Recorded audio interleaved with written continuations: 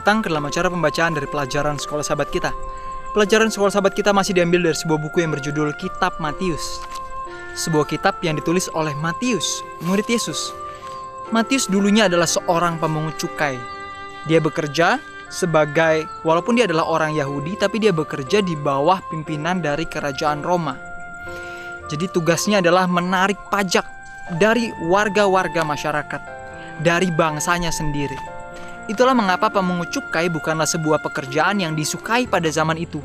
Karena bayangkan dia menarik pajak dari bangsanya, jadi dia dianggap sebagai pengkhianat oleh bangsanya. Namun bukan hanya itu, pemungut cukai juga seringkali mengambil lebih banyak daripada yang diminta. Itulah mengapa banyak pemungut cukai kelihatannya kaya daripada orang-orang sebangsanya yang lain. Hari ini kita akan melihat dari sudut pandang Matius, tulisannya yang diinspirasikan oleh Roh Kudus yang dapat menolong kita dalam kehidupan kita pada hari ini. Sebelum kita mulai untuk membaca, kembali saya undang pemirsa di rumah, ajaklah keluarga, sahabat, atau bahkan teman-teman Anda untuk datang berkumpul bersama-sama. Biarlah dalam membaca dan mempelajari firman Tuhan, kita bukan hanya dikuatkan, tapi juga kita dapat menemukan rencana Tuhan yang Tuhan inginkan agar kita lakukan pada hari ini. Judul pelajaran kita adalah Petrus dan Batu Karang. Kita akan membaca mengenai kisah Petrus dan pengalaman hidupnya bersama dengan Yesus. Dalam kisah ini kita akan melihat sesungguhnya adalah tentang Petrus dan batu karang. Batu karang itu adalah Yesus sendiri, batu karang yang besar.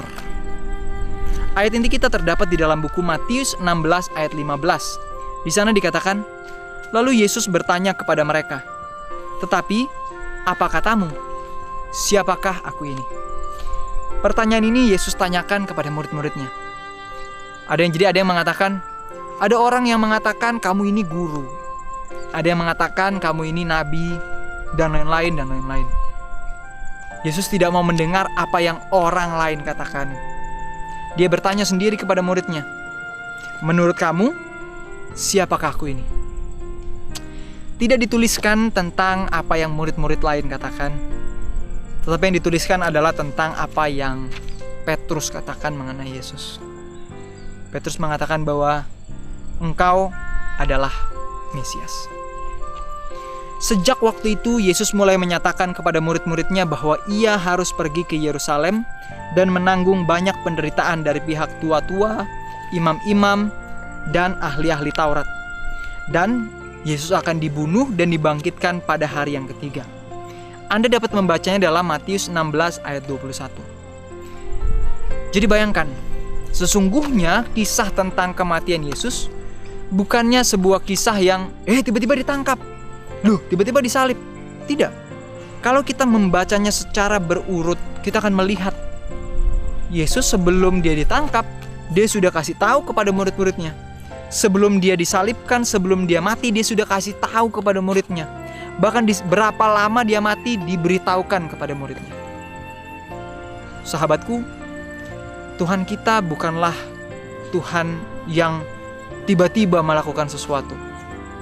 Dia telah memberitahukannya terlebih dahulu. Anda ingat, bahkan di dalam perjanjian lama dikatakan Tuhan tidak pernah melakukan sesuatu tanpa memberitahukan kepada nabinya, kepada utusannya. Tuhan tidak pernah meminta sesuatu untuk kita lakukan tanpa dia beritahukan kepada kita. Sahabatku, kita akan melihat di sini bagaimana sungguh menyedihkan. Walaupun Yesus telah beberapa kali menceritakan apa yang akan terjadi kepadanya, tetapi sayangnya murid-muridnya tidak mengingat hal itu. Di saat Yesus ditangkap, mereka lari, mereka ketakutan, menyelamatkan diri mereka sendiri. Dan di saat kubur itu kosong pun, gantinya mereka percaya apa yang Yesus katakan.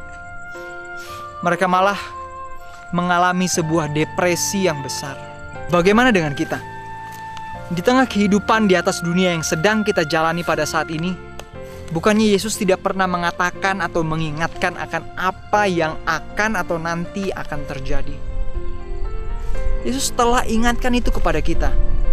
Dia telah menjelaskan bagaimana kondisi dunia. Dia menjelaskan bagaimana kondisi dari kebanyakan manusia. Yesus pun menceritakan persiapan apa yang harus kita buat. Tapi sahabatku, seringkali banyak dari kita yang bersikap seperti murid-murid. Kita mendengar yang Yesus katakan, kita membaca firman Tuhan, tapi pikiran kita tidak di sana. Sehingga begitu krisis datang, kita pun tidak memiliki persiapan apa-apa. Sahabatku, di sini kita kembali diingatkan sebuah fakta yang mengejutkan. Yesus telah memberitahukan kepada murid-muridnya apa yang nantinya akan terjadi, memberikan pengharapan kepada mereka tentang kebangkitannya. Tapi mereka pun lupa. Bagaimana dengan kita?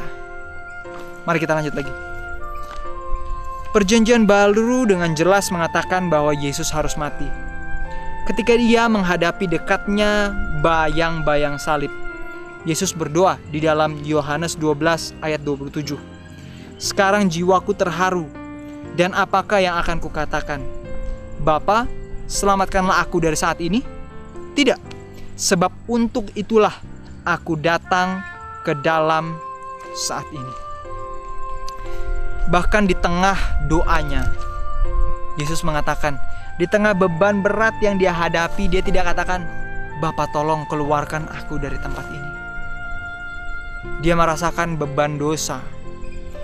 Yesus bukan takut disalib, dia bukan takut tangannya dibolongin pakai paku, bukan. Yesus bukannya takut harus menggiring salib atau dipukul, dicambuk, dia tidak takut itu.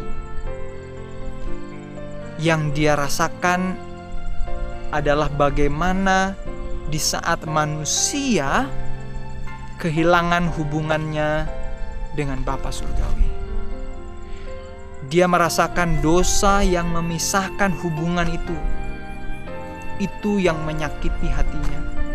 Itulah beban yang dia rasakan. Bukan rasa sakit di tubuh, tapi kehilangan yang kekal, kematian yang kekal dari orang-orang yang tidak mau menurut. Itu yang dia pikirkan, itu yang dia rasakan. Sahabatku, kita melihat di sini, di dalam doanya, Yesus tidak meminta kepada Bapa untuk mengeluarkannya dari beban, masalah, penderitaan yang nantinya dia akan hadapi. Bagaimana dengan kita? Seringkali tantangan, masalah, dan problem datang bukan untuk menghancurkan kita. Terkadang tantangan harus datang agar kita yang dilatih di dalam hidup. Contohnya, kalau seorang anak yang sedang dalam bangku sekolah, mereka belajar di sekolah, mendapatkan tugas soal-soal yang sulit. Rumusnya mereka tahu, tapi mereka harus mengerti soalnya, mereka harus pahami itu.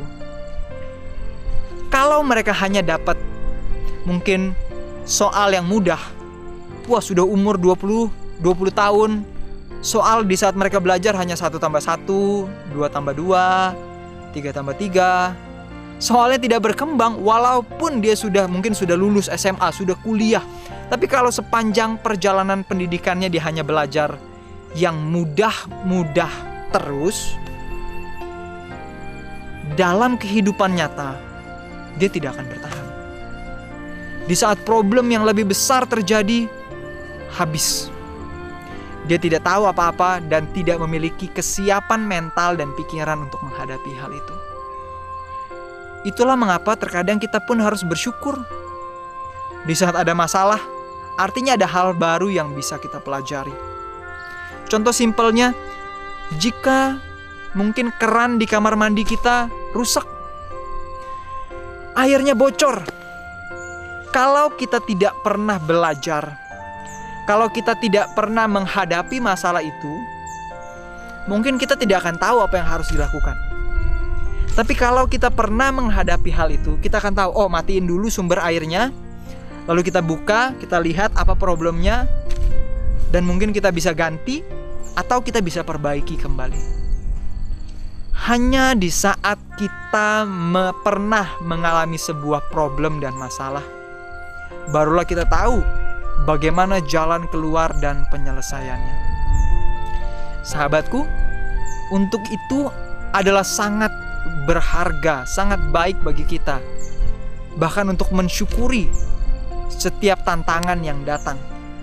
Sama seperti Yesus, dia tahu apa yang ada di depannya, tapi dia tidak minta dalam doanya agar Bapa mengurangi atau menghilangkan beban yang dia hadapi, karena dia tahu untuk itulah dia hidup. Pelajaran yang berikut yang perlu kita ingat adalah Yesus mengetahui dengan jelas apa tujuan hidup. Dia tahu dengan jelas misinya. Dia datang untuk menyerahkan hidupnya. Pertanyaan yang perlu kita tanyakan dalam hidup kita, perlu kita tanyakan kepada keluarga dan anak-anak kita adalah, apakah kita tahu tujuan kita hidup? Tujuan kita hidup bukan hanya sekedar menjalani kehidupan, sekolah, belajar, cari uang, menikah, punya anak, lalu ya kalau hidupnya baik ke surga. Bukan hanya sekedar itu. Sahabatku, kita bukan hanya hidup untuk ke surga. Kalau yang kita kejar hanyalah surga saja, artinya kita lakukan segala sesuatunya untuk mendapatkan upah. Kita punya misi yang Tuhan berikan. Masing-masing kita mungkin memiliki misi yang berbeda. Tapi pernahkah kita bisa katakan, untuk inilah saya belajar hal ini. Untuk inilah Tuhan bentuk saya sebelumnya dari sejak kecil. Untuk inilah saya mengerti kenapa saya harus mengalami krisis seperti itu, beban seperti itu. Untuk pengalaman ini. Sahabatku, hari ini pelajaran berikut yang perlu kita ingat, yang perlu kita praktekkan adalah syukurilah bahkan setiap beban, problem, dan tantangan. Mari kita lanjut lagi. Itulah sebabnya Yesus tidak hanya mengatakan bahwa ia akan mengalami banyak penderitaan dan dibunuh dan dibangkitkan pada hari ketiga. Tetapi dia katakan ia harus mengalami hal-hal ini. Karena inilah rencana Tuhan, bahkan sebelum permulaan zaman. Dituliskan dalam Titus 1 ayat 2, juga 2 Timotius 1 ayat 9. Ini bukannya rancangan tiba-tiba, ya sudahlah saya turunlah ke bumi, selamatkan manusia lah. Bukan. Rancangan ini bukan muncul tiba-tiba dalam perjanjian baru saja. Ini adalah sebuah rancangan yang ditetapkan bahkan pada permulaan zaman. Sahabatku, rencana keselamatan ini sudah disusun, sudah dibentuk, dilandaskan fondasinya sejak awal. Kepada Adam dan Hawa dan keturunannya diajarkan, ini loh lambang dari penebusan dosa kalian. Bukan ditebus dari domba yang disembelih, tapi itu merupakan sebuah simbol, sebuah gambaran tentang Kristus yang harus disembelih untuk dosa dunia. Dosa mereka tidak dihapuskan ketika dombanya disembelih, bukan. Tentu di saat mereka menyadari, ternyata saya yang berdosa, kenapa domba ini yang harus mati? Itulah mengapa awalnya domba yang disembelih itu bukannya mereka beli dari toko atau mereka beli di depan bait suci, tapi domba yang mereka pelihara sendiri. Domba yang harus sulung dan tidak bercacat celah. Apakah semua domba yang lahir itu sulung pasti? Belum tentu. Apakah semua domba yang sulung itu tidak bercacat celah? Belum tentu. Bisa saja tiba-tiba kakinya patah, sakit, dan lain-lain. Itulah mengapa ada pengorbanan yang mereka rasakan di saat mereka harus mengorbankan itu. Bayangkan dari kecil mungkin mereka sudah pelihara. Karena tiba-tiba satu kali bicara kasar, satu kali marah. Domba yang sangat mereka sayangi itu harus mereka bawa ke bait suci. Awalnya di saat mereka bawa, mereka lihat dombanya disembelih, nangis mata mereka.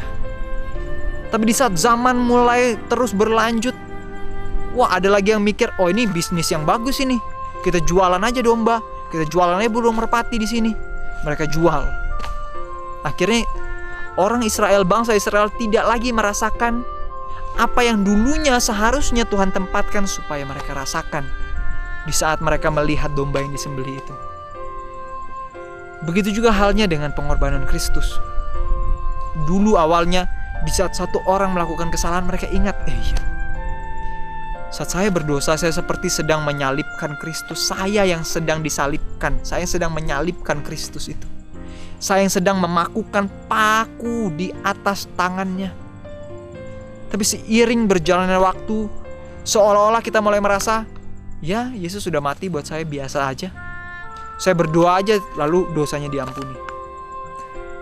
Kalau kita melihat dengan jelas bagaimana segala sesuatu itu sudah ditetapkan, ditentukan sejak awal masa, Kristus rela menanggung dosa-dosa kita.